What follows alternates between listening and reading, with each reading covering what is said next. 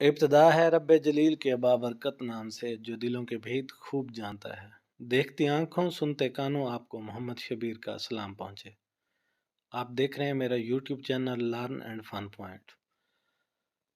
آج میں جس شخصیت کے بارے میں آپ کو بتانے جا رہا ہوں اس کا نام شاید آپ پہلی مرتبہ سن رہے ہوں گے۔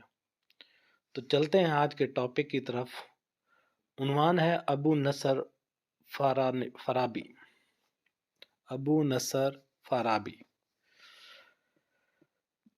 ترکستان کے ایک شہر کا نام ہے فاراب۔ بہت مدت گزری، اس شہر کے ایک محلے میں ایک بہت ہی غریب لڑکا رہتا تھا جسے علم حاصل کرنے کا بے حد شوق تھا۔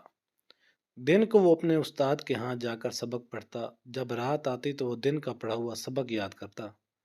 اس وقت تک نہیں سوتا جب تک یہ سبق پوری طرح یاد نہ ہو جاتا۔ اس کی چارپائی کے سرہانے مٹی کا ایک دیا جلتا رہتا تھا۔ اسی دیے کی روشنی میں وہ رات کے 2 بجے تک پوری کتاب پڑھ لیتا اور بعض اوقات ساری رات پڑھنے میں گزر جاتی۔ ایک رات کا ذکر ہے، وہ اپنی چارپائی پر بیٹھا پوری توجہ سے کسی کتاب کا مطالعہ کر رہا تھا کہ دیے کی روشنی مدھم ہونے لگی۔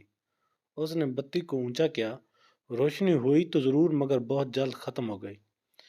اب جو اس نے دیے پر نظر ڈالی تو یہ دیکھ کر اسے بڑا افسوس ہوا کہ تیل تو دیے میں ہے ہی نہیں، روشنی اگر ہو تو کیوں کر، اب کیا کروں؟ اس نے اپنے دل میں سوچا۔ رات کے آدھی کے قریب گزر چکی تھی، شہر کی دکانیں بھی بند ہو چکی تھیں۔ اگر وہ کھلی بھی ہوتی تو لڑکے کو کچھ فائدہ نہ ہوتا، کیونکہ اس کے پاس تیل خریدنے کے لیے بھی پیسے نہ تھے۔ پیسوں کے بغیر کون دکاندار تیل دے سکتا تھا؟ اس حالت میں بہتر یہی تھا کہ وہ کتاب ایک طرف رکھ کے سو جائے، مگر ابھی تو اسے پورے 2 گھنٹے اور پڑھنا تھا، اور وہ یہ 2 گھنٹے کس طرح ضائع کر سکتا تھا؟ اور پھر دوسرے دن اس کے پاس کہاں سے پیسے آتے؟ روٹی تو ایک مسجد میں جا کر کھا لیتا اور محلے کے ایک بچے کو پڑھا کر جو رقم ملتی تھی اس سے اپنے لیے معمولی کپڑے اور تیل خرید لیتا، لیکن اسے حال ہی میں جتنے پیسے ملے تھے وہ خرچ کر چکا تھا۔ دیے کس طرح بجھ جانے سے وہ بڑا پریشان ہوا۔ وہ اپنی کوٹری سے نکل کر دروازے پر آ بیٹھا۔ رات کا اندھیرا ہر جگہ پھیلا ہوا تھا، کہیں کوئی چراغ جلتا ہوا دکھائی نہیں دے رہا تھا، سب لوگ آرام کر رہے تھے۔ اتنے میں اس کی نظر روشنی کی ایک ننھی سی لکیر پر پڑی جو شاید دور کسی دیوار پر دکھائی دے رہی تھی۔ اسے دیکھتے ہی اس کے دل میں خواہش ہوئی کہ کاش یہ روشنی اس کے گھر میں ہوتی۔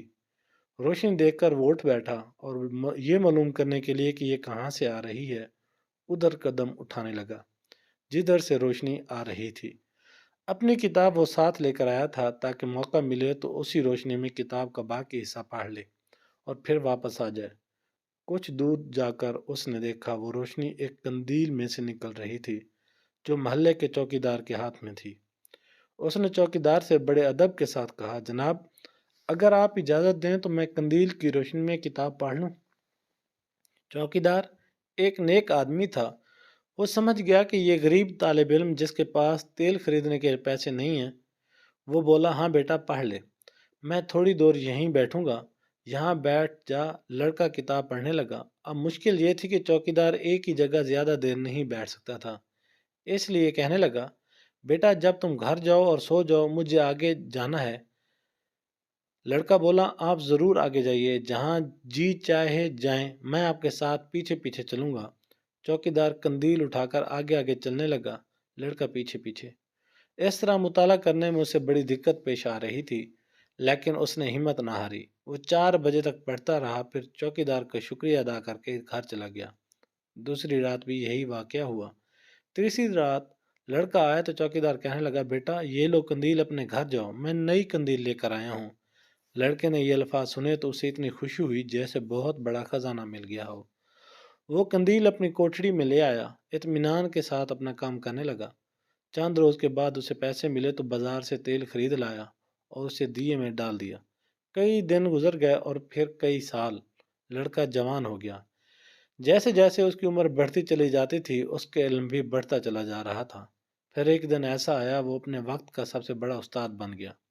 بڑے بڑے عالم فاضل لوگ دور دور سے اس کے پاس آتے اور اس سے علم حاصل کرتے تھے۔ وہ علم کا ایسا سمندر بن گیا جس سے علم کے پیاسے لوگ اپنی پیاس بجھاتے رہتے تھے۔ جانتے ہو بچوں یہ لڑکا کون تھا؟ یہ تھا ابو نصر فارابی۔ فارس ایران کے اس عظیم مسلمان فلسفی اور سائنسدان کی وفات کو کئی سو برس گزر چکے ہیں، مگر اس کی عزت و عظمت میں کوئی فرق نہیں آیا۔ اس کا نام سب سے بڑے احترام سے لیتے ہیں اور لیتے رہیں گے۔ جس کے اپنے دیے کی روشنی ختم ہو گئی تھی، لیکن علم کا جو دیا اس نے جلایا اس کی روشنی کبھی ختم نہیں ہوگی۔ اگلی کہانی تک مجھے دیں اجازت، تب تک کے لیے اللہ نگہبان۔